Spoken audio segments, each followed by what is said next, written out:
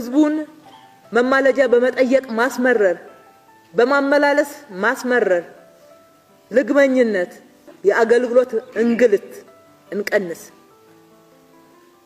ጉቦኝነት እነኚህ በየጊዜው እየተደረቱ የሚወርዱ መመሪያዎች አሰራሮች እንዲሻሻሉ አሰራሮቻቸው ግልጽ እንዲሆን አወቃቀራቸው ግልጽ እንዲሆን የሥራ ፍሰቱ የተስተካከለና አጭር መሆን እንዲችል ለማድረግ የተቋም ሪፎርም እያካሄድ ነው እንደዚህ አይነት ችግሮች እንዳሉ ምንም ሳንሸፋፍን ገምግመን ተቋማት ሪፎርም መደረግ አለባቸው ብለን አስቀምጠናል እነኚህን ተቋማት ሪፎርም በመናደርግበት ሰዓት 46ቱንም ተቋም በአንድ ጊዜ ሪፎርም ብናደርግ ውጤታማ ስራ ስለማንሰራ አብዛኛው የህዝብ እንግልት ያለበት 13 ተቋማትን መርጠን ቅድሚያ ሰጥተን ለውጥ ለማምጣት አገልግሎት ለማሻሻል ህዝብ ለማገልገል ለህዝብ ያለንን ቀረቤታና ህዝብን ለማገልገል ያለንን አጠቃላይ ተነሳሽነት ለማሳየት ወይም ደግሞ ለመተግበር የሄድንበት ሂደት ነው ህዝብ ነው የምናገለግለው እኛ ህዝብ የሰጠን ወንበር ነው ይዘን የተቀመጥነው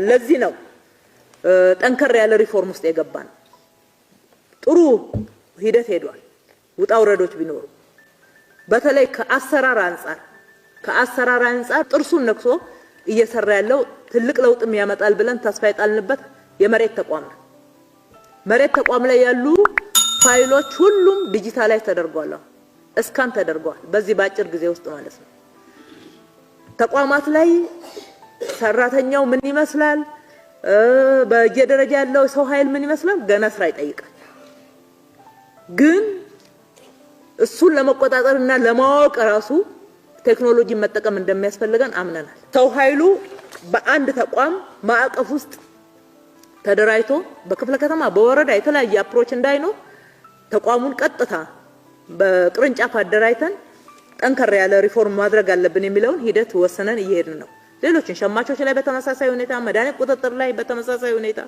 ሲቪል ሰርቪስ ተቋም ላይ በተመሳሳይ ሁኔታ ግንባታ ፍቃድ ቁጥጥር ላይ የመሬት ሬጅስትሬሽን ካዳስተር ላይ በተመሳሳይ ሁኔታ በቤቶች ላይ እንደዚህ ችግር በጣም ቁልፍ ችግሮች ያሉብንን የሥራ ዕድልና የመስሪያ ቦታዎች ላይ ተመሳሳይ ሁኔታ ነው እየሄድን ያለነው ማለት ነው መሰረታዊ ለውጥ ማምጣት አለብን የቁጥቁጥ ስራ አይደለም መስራት ያለብን የሚል መመዘኛችን የቁጥቁጥ ስራ አይደለም መሰረታዊ ለውጥ ያስፈልጋል የመንገድ ሽፋን አዲስ አበባን አይመጥንም የመንገድ ደረጃው አዲስ አበባን አይመጥንም አዲስ አበባን የሚያክሉ ከተሞች አንደርፓስ አላቸው ኦቨርፓስ አላቸው በጣም እጅግ ዘመናዊ የሆኑ መሰረተ ልማቶች አሏቸው የኛ በተለመደው ኮንቬንሽናል በሆነው መንገድ እንኳን ከቨሬጁ በጣም ዝቅተኛ ነው ስለዚህ ትልቅ ኢንቨስትመንት ነው መንገድ ላይ ያደረግን ያለው ጥሩ የአስፋልት መንገዶች ተሰርተዋል መሸጋገሪያ ድልድዮች ወደ 6 አካባቢ ኦልሞስት የተጠናቀቁ ነው ያሉት እሱም ብቻ አይደለም የመንገድ ስታንዳርዳችን ደረጃ መለኪያ እንዲኖረው ማሳያ እንዲኖረው የመንገድ መብራታችን ማሳያ እንዲኖረው እዚህ ሸራተን አካባቢ የተሰራው አሁን አድዋ ዙሪያ የሰራነው ለመንገድ ስታንዳርዳችን ስታንዳርድ እያስቀመጥን ነው ማለት ነው ማስፋት አለበት ከዲዛይንና ግንባታ አንፃር በዚህ ኳርተር በተሻለ ሁኔታ ስራ የተሰራበት ነው ወደ 156 ፕሮጀክቶችን ጨርሰልን ብለዋል 174 ጨርሷል በጥሩ ሁኔታ እንመለከተዋለን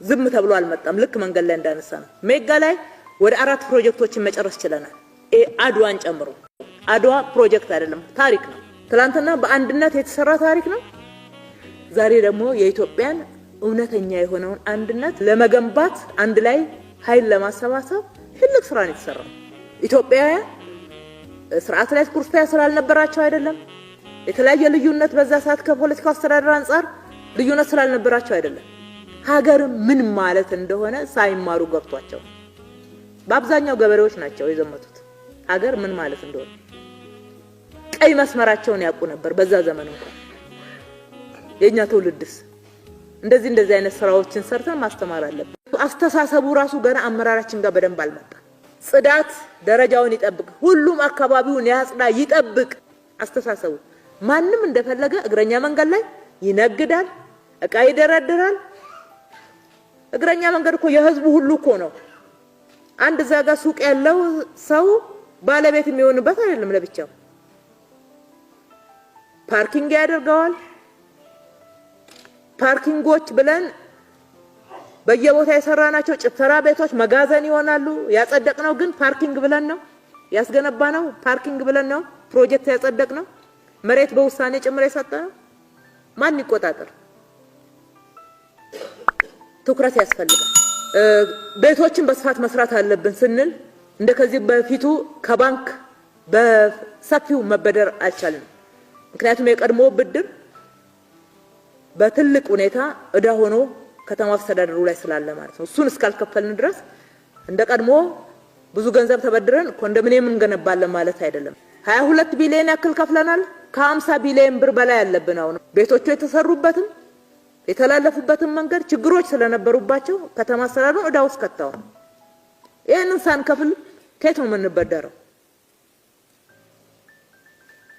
ስለዚህ ይሄንን እንደ ችግር እንደ ሰበብ እየተናገርን መቀጠል ሳይሆን በመንግስት እና የግል አጋርነት ገንዘብ ካለው ጋራ ተቀናኝተን መስራት መቻል አለብን በሚል አሁን ወደ 120 ሺህ ቤቶች እያስጀመርን ነው።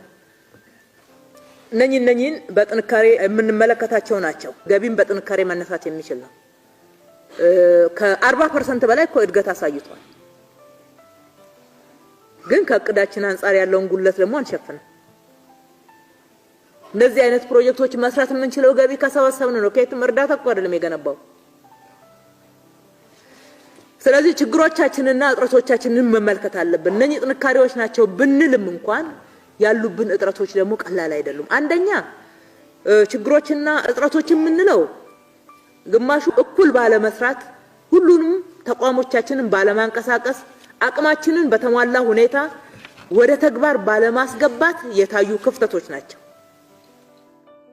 ግማሾቹ ችግሮች ደግሞ ዘመን ያስቆጠሩ ናቸው። በአንዴ ሊቀረፉ አይችሉም። ከትራንስፖርት ጋር ተያይዘው የሚነሱ፣ ከውሃ ጋር ተያይዘው የሚነሱ፣ ከህዝቡ ደህንነት ጋር ተያይዘው የሚነሱ፣ ከቤት እጥረት ጋር ተያይዘው የሚነሱ ድንገት የተፈጠረ አይደለም። በአንድ ጊዜም ልንፈታው የምንችል አይደለም። ሂደት ይፈልጋሉ። ብዙ ከሰራንና ሁላችንም እውነትን ይዘን ደግሞ የምንለውና የምንናገረውን